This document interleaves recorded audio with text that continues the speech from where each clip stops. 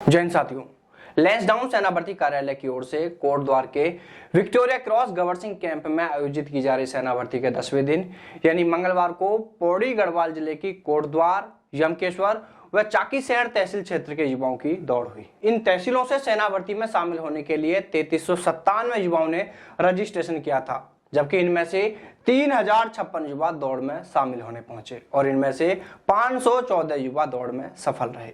इससे पहले सुबह 4 बजे युवाओं को अलग अलग ट्रेड के अनुसार एंट्री दी गई और सुबह 7 बजे से बलबीर स्टेडियम में दौड़ शुरू हुई। सेना भर्ती के 11वें दिन यानी बुधवार को हरिद्वार जिले की रुड़की, हरिद्वार व भगवानपुर तहसील क्षेत्र के युवाओं की दौड़ होगी। इसके अलावा जो युवा दौड़ में सफल रहे हैं उन युवाओं की सेना भर्ती की आगे की प्रक्रिया भी शुरू हो गई है, जिसमें युवाओं की फाइनल हाइट, वेट और चेस्ट का मेजरमेंट किया जा रहा है। वहीं इससे पहले युवाओं को जिगजैग यानी बैलेंसिंग प्रक्रिया से गुजरना पड़ रहा है। उन्हें 10 बीम लगानी होती है, वहां से भी उस प्रक्रिया से उनको गुजरना पड़ रहा है और उसके बाद से उनका जो दस्तावेज वेरिफिकेशन होता है वहां तक वह पहुंच चुके हैं।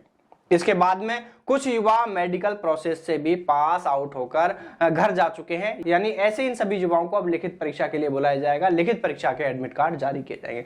लेकिन मेडिकल प्रोसेस की हम बात करते हैं तो साथियों, मेडिकल प्रोसेस में युवाओं की एक छोटी सी गलती के कारण उन्हें बड़ी परेशानी का सामना करना पड़ रहा है। आखिर यह क्या गलती है, तो आज हम इस पर ही विस्तार से चर्चा करने वाले हैं। सेना भर्ती में दौड़ सहित अन्य प्रक्रियाओं में पास युवाओं का जब मेडिकल चेकअप किया जा रहा है तो इस प्रक्रिया के दौरान युवाओं की जरा सी लापरवाही के चलते उन्हें बड़ी परेशानी का सामना करना पड़ रहा है।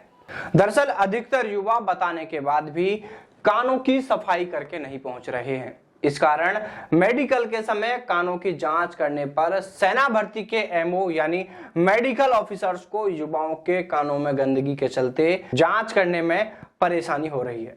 यानी कानों में गंदगी के चलते यह पता नहीं चल पा रहा है कि इस युवा के कान में कोई समस्या है या नहीं, और फिर ऐसे युवाओं को आखिर में एमएच के लिए भेजा जा रहा है क्योंकि कान में गंदगी होने से जांच नहीं हो पा रही है। यानी इन युवाओं को कान में पॉइंट देते हुए एमएच यानी मिलिट्री हॉस्पिटल के लिए भेजा जा रहा है। वहां से उन्हें कानों की जांच करा के यह सर्टिफिकेट या पर्ची लेकर आनी है कि उन्हें कान में कोई समस्या नहीं है। ऐसे में युवाओं की इस जरा सी लापरवाही के चलते उन्हें मिलिट्री हॉस्पिटल आने जाने सहित अन्य कई परेशानियों का सामना करना पड़ रहा है। अगर युवा कानों की अच्छे से सफाई करके जाएं तो अधिकतर युवा कान के इस पॉइंट से बच सकते हैं और उन्हें एमएच के लिए नहीं भेजा जाएगा। अगर आप भी सेना भर्ती में शामिल होने जा रहे हैं तो अपने कानों की अच्छे से सफाई करवा के जाएं। साथ ही आपको बाल भी साफ करके जाने होंगे। इसके अलावा साथियों, आपको बताना चाहेंगे कि हम देश के विभिन्न राज्यों में सेना भर्ती रैलियों का कवरेज कर चुके हैं। आपको सेना भर्ती ग्राउंड से हमने वहां की लाइव तस्वीरें दिखाई हैं, लेकिन इस सेना भर्ती रैली में हमें सबसे अच्छी व्यवस्थाएं देखने को मिली। आपको बताना चाहेंगे कि दौड़ के समय फिनिशिंग पॉइंट पर बहुत ही अच्छी व्यवस्था युवाओं के लिए की गई है। आपको बताना चाहेंगे कि स्टॉप कहने के बाद जब युवा रस्सा पर गिरते हैं या एक दूसरे पर गिरते हैं, कुछ रस्सा के इस तरफ होते हैं तो कुछ रस्सा के इस तरफ होते हैं।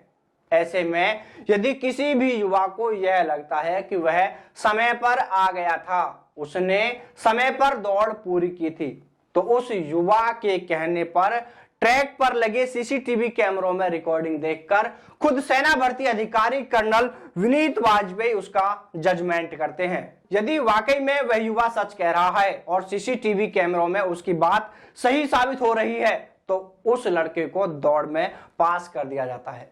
सेना भर्ती में हर रोज ऐसे कई केस आते हैं जिनमें सीसीटीवी कैमरों की वीडियो देखकर उसका न्याय किया जाता है। वहीं इसको लेकर सेना भर्ती अधिकारी कर्नल विनीत वाजपेयी का कहना है कि इन युवाओं ने कड़ी मेहनत से तैयारी की है, इसलिए हम नहीं चाहते कि किसी भी युवा के साथ गलती से भी कोई गलत डिसीजन हो।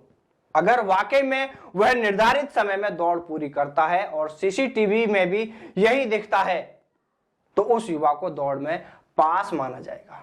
तो साथियों, सेना भर्ती रैली का हम कवरेज अलग अलग राज्यों में जाके करते रहते हैं, लेकिन हमें ऐसी व्यवस्था पहली बार देखने को मिली और हो सकता है कि आप में से भी बहुत से युवाओं ने यह व्यवस्था पहली बार ही देखी हो।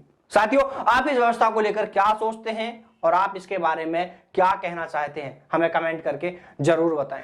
तो चलिए साथियों, फिर मुलाकात करते हैं आपसे सेना भर्ती से जुड़ी किसी नई अपडेट के साथ। तब तक सावधान रहें, दलालों से दूर रहें, अपना और अपनों का ख्याल रखें। जय हिंद, जय भारत, वंदे मातरम।